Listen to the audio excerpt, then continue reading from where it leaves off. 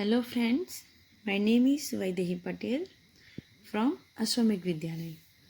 बच्चों, हम लोगों ने चैप्टर 4 कथनी और करनी जो निबंध है वो हमने फिनिश कर दिया है। आज हम उसका स्वाध्याय देखेंगे। तो मित्रों, स्वाध्याय में प्रश्न 1 सोचकर बताइए। पहला है, ईश्वर ने मनुष्य को अन्य प्राणियों से किस प्रकार श्रेष्ठ बनाया है? तो बच्चों, ईश्वर ने मनुष्य को सोचने, विचारने और कल्पना करने के लिए मस्तिष्क दिया है, यानी सिर दिया है। उसने मनुष्य को अच्छे बुरे का निर्णय करने के लिए विवेक बुद्धि दी है। वाणी का वरदान भी केवल मनुष्य को दिया है। भाषा सिर्फ हमें मनुष्य को दिया है। सुंदर शरीर किसी दूसरे प्राणी को नहीं दिया है। इस प्रकार ईश्वर ने मनुष्य को अन्य प्राणी से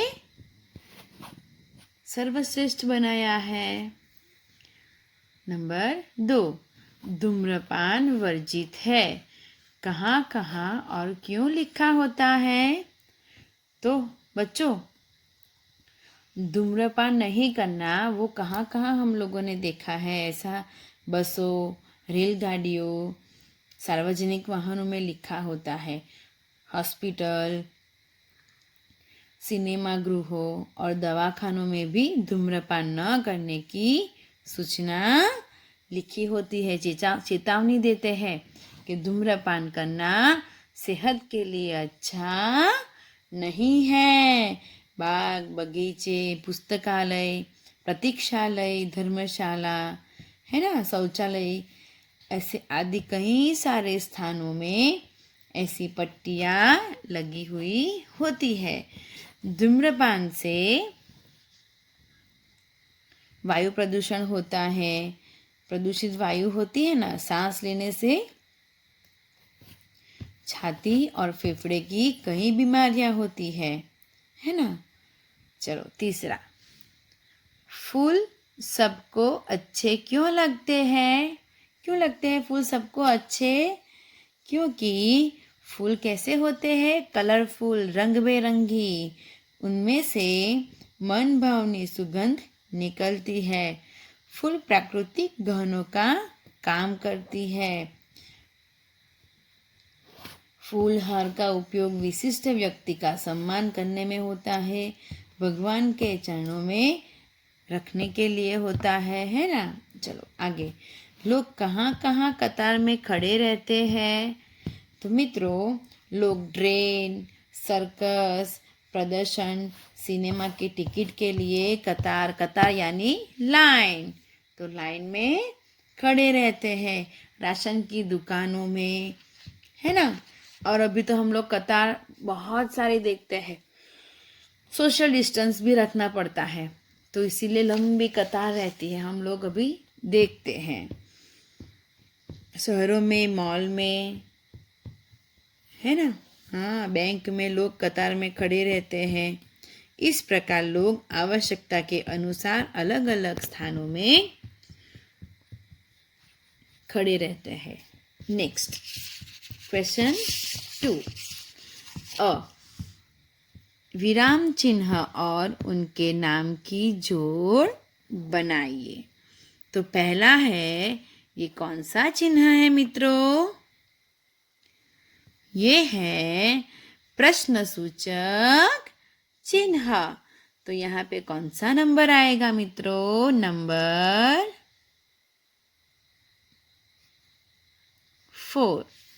ये कौन सा चिन्ह है मित्रों? ये है पूर्ण विराम। तो यहाँ पे नंबर 5। ये कौन सा है मित्रों? उद्गार चिन्ह, विस्मय चिन्ह। तो ये है नंबर 1। आगे ये कौन सा चिन्ह है? अल्प विराम।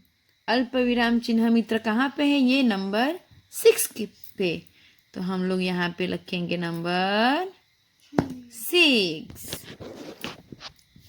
और कौन सा चिन्ह है आगे? आगे है अवतरण चिन्ह। ये है नंबर 2 पे। और ये लास्ट वाला जो है वो क्या है? योजक चिन्ह। तो क्या आएगा? नंबर 3। Very good. अब हम आगे देखेंगे।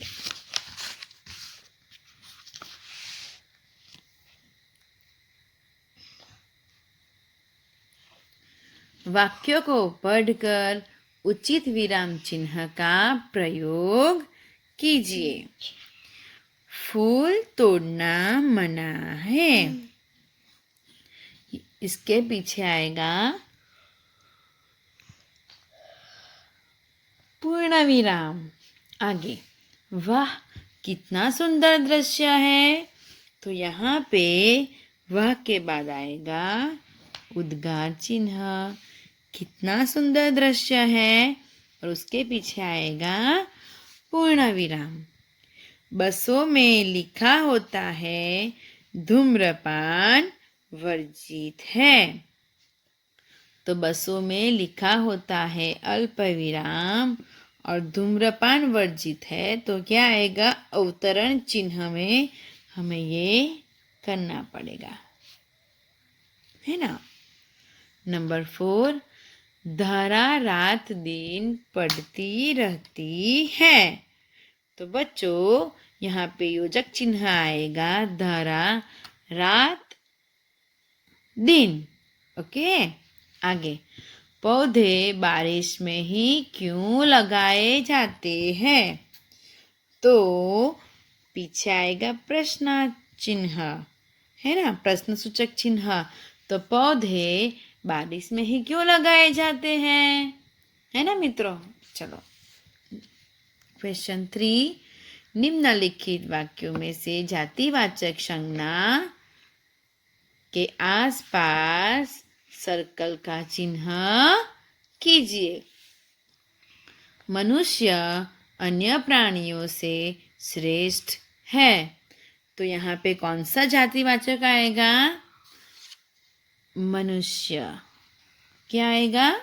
मनुष्य जो है वो जातिवाचक है ना। आगे, शिल्पा ने 4 पौधे लगाए। तो पौधे जो है वो है जातिवाचक।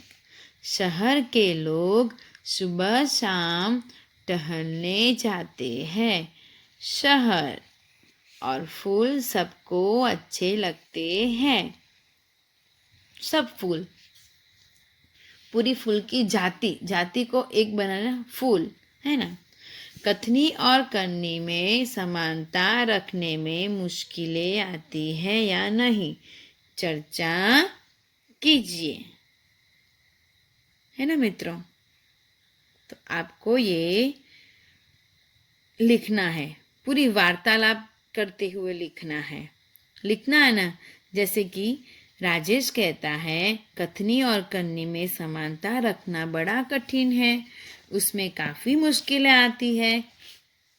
उतने में चंपक बोलता है धन्य है वो लोग जिनकी कथनी और करनी एक जैसी होती है। ऐसा आपको पूरी स्टोरी ऐसी लिखनी है। ओके।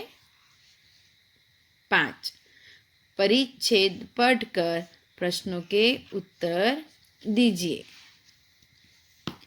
आप शुद्ध हृदय से इस बात पर विचार करें कि मातृभूमि और मातृभाषा का आप पर भी ऋण है।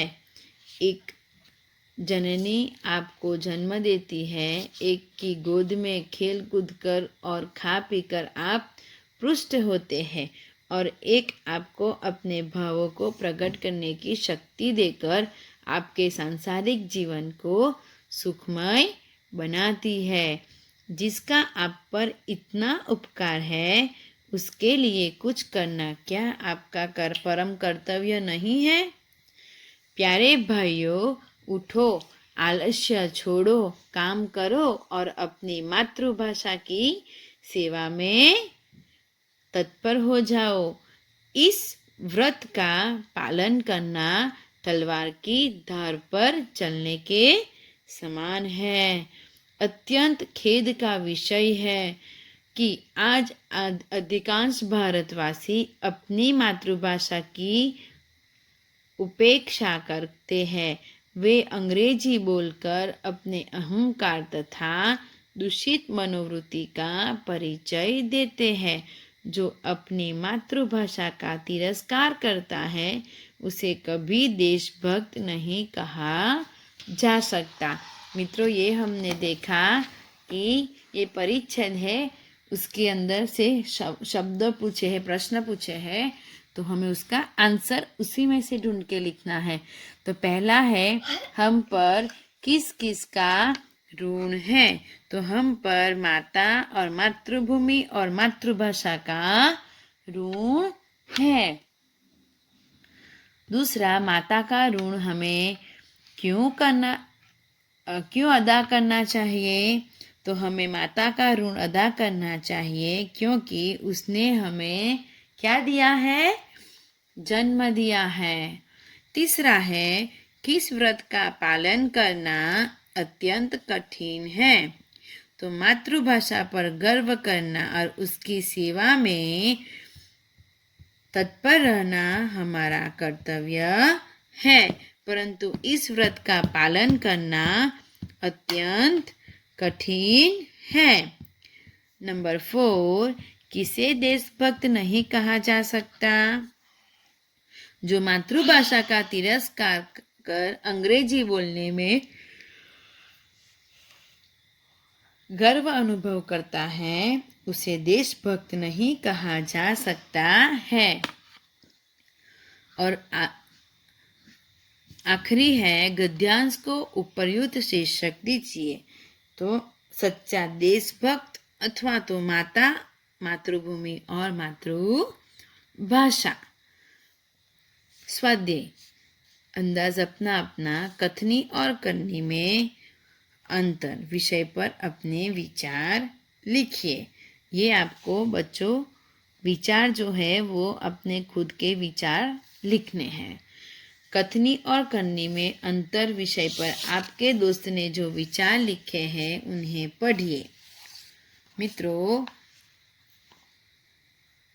ये आपको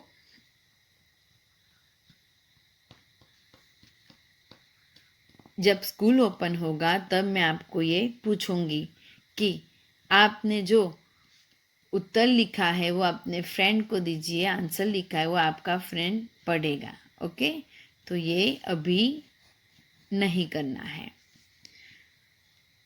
कोष्ठक में दिए गए शब्दों को उचित क्रम में रखकर उदाहरण के अनुसार वाक्य लिखिए। तो पहला है, फूल तोड़ना मना है। ऐसा हमें इसी में से ढूंढ के लिखना है। तो दूसरा क्या है? सबको कथनी करनी में समानता रखनी चाहिए।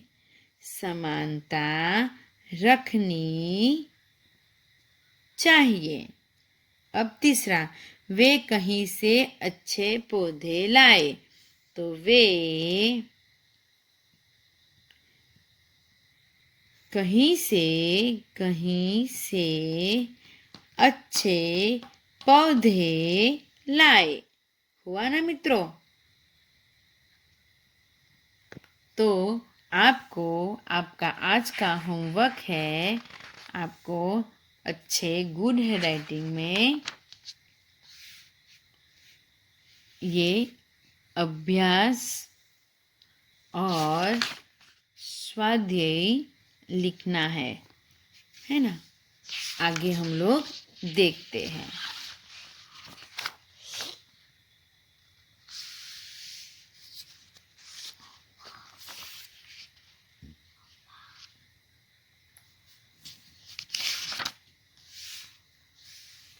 पढ़कर समझिए।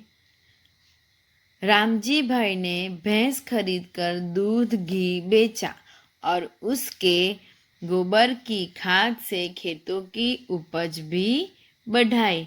यह तो आम के आम और गुठलियों के दाम वाली बात हुई। बच्चों, ये एक कहावत है। हम मुहावरे तो अभी तक सीखा, लेकिन ये कहावत है। यहाँ रामजी भाई भैंस के दूध को बेचकर पैसे कमाते हैं। भैंस के गोबर की खाद बनाकर उसका भी उपयोग कर लेते हैं। इस प्रकार दूध और खाद दोनों का उपयोग करके मुनाफा कमा लेते हैं। जैसे कि आम खाकर उसकी गुठलियों का भी उपयोग किया जाए। दोनों प्रकार से लाभ होने पर यह लोकोक्ति कही गई है। लोगों के अनुभव पर आधारित और बाद में समाज में रूढ़ हो गई हो, ऐसी बात का उक्ति को कहावत कहते हैं। तो मित्रों, आज हम लोग कहावत देखेंगे। आम के आम, गुठलियों के दाम, ये एक कहावत है ना। यानी कि दोहरा लाभ होना, दो तरह से लाभ होना उसका मीनिंग होता है। जैसी करनी वैसी भरनी, यानी कि कर्मों के अनुसार हमें फल मिलता है। तीसरा है, सांच को आँच नहीं आती, यानी कि कोई सच्चे व्यक्ति को, सज्जन को कोई भी भय नहीं होता। काला अक्षर भैंस बराबर बिल्कुल अनभन होना। अब हम आगे देखेंगे। निम्नलिखित वाक्यों को पढ़कर रेखांकित शब्दों को ध्यान से देखिए। हमें अहिंसा के पथ पर चलना चाहिए। मित्रों, अहिंसा, फिर चढ़ाई, विनम्रता, शांति, दया, प्रेम, क्षमा।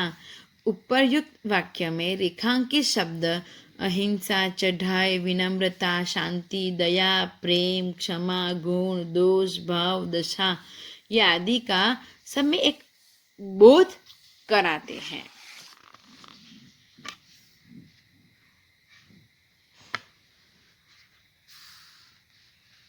ये सब एक गुण दिखाते हैं। गुणवाचक संज्ञा, ऐसा गुण हमें दिखाते हैं। निम्नलिखित शब्दों में से भाववाचक संज्ञा के चौकर पर सही निशान कीजिए। तो भाववाचक संज्ञाएं कौन कौन सी है? तो सच्चाई एक भाववाचक संज्ञा है ना। फिर सच्चा नहीं लेकिन ऊंचाई, फिर बचपन, फिर लंबाई, फिर अमीरी और बुढ़ापा। ये सब जो है वो भाववाचक संज्ञा है। निम्नलिखित वाक्यों को पढ़िए। रेखांकित शब्दों को ध्यान से देखिए। रेलवे स्टेशन पर लोगों की भीड़ रहती है। बच्चों की टोली होली देखने निकली है। सभा में कई लोग इकट्ठे हुए। उपर्युक्त वाक्य में रेखांकित शब्द में भीड़, टोली और सभा वो कौन सी संज्ञा है? समूहवाचक संज्ञा है। मित्रों, आज हमने भाववाचक और समूहवाचक संज्ञा सीखी है। तो समूहवाचक में क्या है कि एक से ज्यादा, बहुत सारे आदमी, तो उसे भीड़ बोलेंगे, है ना। हाँ, एक चाबी तो एक ही, लेकिन चाबी का सब झुमखा, तो ये समूहवाचक हुआ ना, है ना। फिर गायों का घन, बहुत सारे गाय, एक गाय नहीं लेकिन बहुत सारी गाय निकलती है घास चराने, तो वो भी समूहवाचक में आएगा, है ना मित्रों। यानी जो समूह दर्शाता है उसे हम समूहवाचक कहते हैं।